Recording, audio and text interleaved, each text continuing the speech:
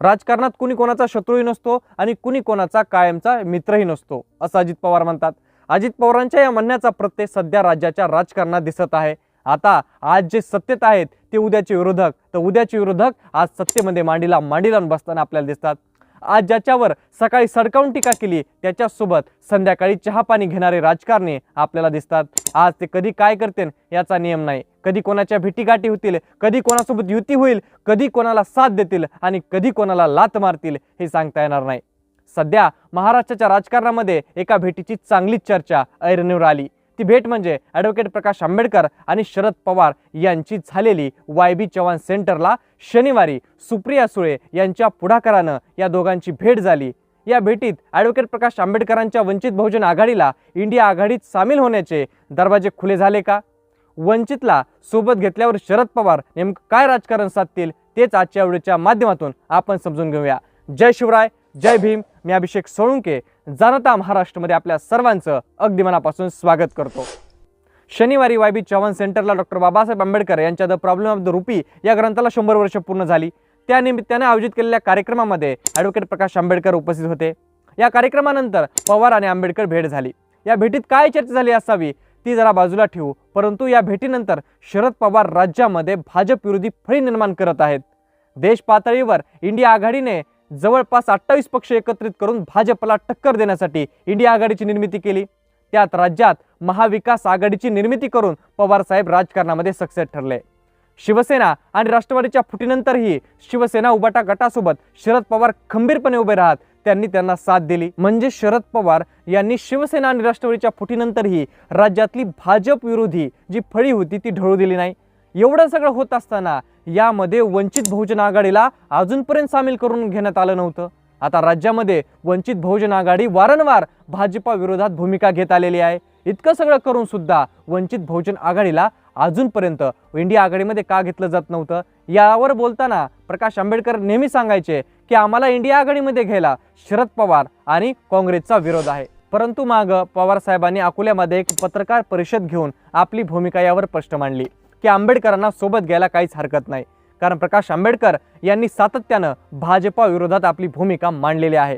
त्यांनी अनेकदा पंतप्रधान नरेंद्र मोदी आणि अमित शहा यांच्यावर खुलेआम टीका करून त्यांना अंगावर घेतलं आहे। त्यामुळे राज्यामध्ये असो या देशामध्ये भाजप विरोधी फळी निर्माण झाली पाहिजे असं पवार साहेबांनी याआधीही बोलावून दाखवलं होतं। आता त्यामुळे राज्यात देखील भाजप विरोधी फळी टिकून ठेवणं आणि प्रकाश आंबेडकरांना सोबत घेणं हेच पवारांना महत्त्वाचं वाटलं। आता यानंतर पवारांचं या मागे आणखी एक राजकारण होऊ शकतं, ते म्हणजे मराठा आणि दलित मतांचं समीकरण जुळवणं। पवार साहेब यांच्याकडे जर बघितलं तर त्यांना मराठा नेता म्हणून ओळखलं जातं। त्यांच्या राष्ट्रवादीतही सर्वाधिक नेतृत्व हे मराठा नेत्याकडे आहे। एकंदरीत पवारांच्या राष्ट्रवादीची ओळख ही मराठा अशी आहे। त्यामुळं ही ओळख आणि यासोबत दलित मतं आपल्या बाजूने कशी वळवता येईल हे राजकारण पवारांना चांगलंच माहिती आहे, कारण याआधीही पवार साहेबांनी असे प्रयोग केलेले आहेत। त्यांनी आपल्याला दलित मतांचा फायदा करून घेतलेला आहे। त्यामध्ये त्यांनी दलित नेत्यांना सोबत घेतलं, त्यामध्ये रामदास आठवले घेतले होते, त्यानंतर रास गवई असतील, जोगेंद्र कवाडे असेल, या सगळ्या दलित नेत्यांना सोबत घेऊन कायमच पवार साहेबांनी राष्ट्रवादीच्या बाजूने दलित मतं वळवलेली होती। याच्यामध्ये ते सक्सेस झालेले होते। त्यामुळे यावेळीही ते दलित मतांना आपल्या बाजूने कसं वळवता येईल यासाठीच प्रयत्न करत आहेत। या भेटीनंतर पवारांनी आणखी एक गोष्ट साधली असावी, ते म्हणजे ठाकरे आंबेडकर या युतीचा फायदा आपल्या राष्ट्रवादीला कसा करून घेता येईल। प्रकाश आंबेडकर आणि शिवसेना ठाकरे गट यांच्यात आधीची युती झालेली आहे, तर शिवसेना ठाकरे गटाची युती ही राष्ट्रवादी आणि काँग्रेस सोबत आहे। आता ठाकरे आंबेडकर युती असून पण अजूनपर्यंत वंचितला महाविकास आघाडीमध्ये त्यांनी घेतलं नव्हतं। यावर प्रकाश आंबेडकरांना पत्रकारांनी विचारलं तेव्हा त्यांनी शरद पवार आणि काँग्रेस यांच्यावर नेहमीच सडकावून टीका केली।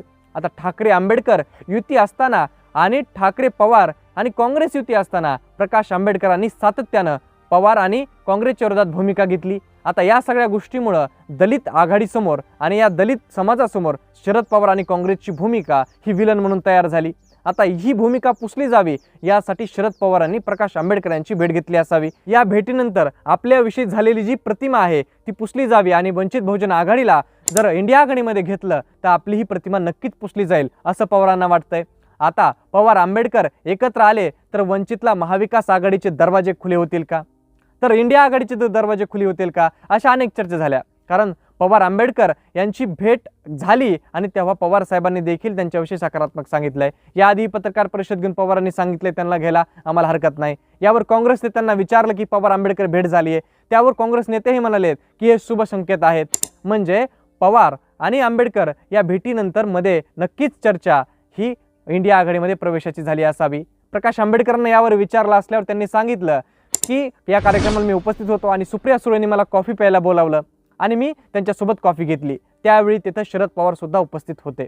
आता यामध्ये त्यांनी सांगितलं की इथं इंडिया आघाडीमध्ये प्रवेशाबाबत कुठलीही चर्चा झालेली नाहीये, परंतु दोन राजकारणातले दिग्गज नेते एकत्र आल्यावर आणि भाजप विरोधी राजकारणामध्ये फळी निर्माण करण्यामध्ये त्यांच्यामध्ये काही चर्चा झाली नसावी असा अपवादच आहे।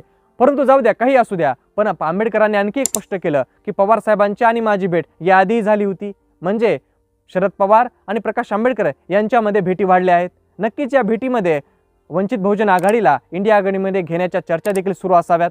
यावर आपल्याला काय वाटतं ते कमेंट करून नक्की सांगा आणि अशाच प्रकारचे नवनवीन व्हिडिओसाठी आपल्या जाणता महाराष्ट्र या यूट्यूब चॅनलला नक्की सबस्क्राईब करा। धन्यवाद।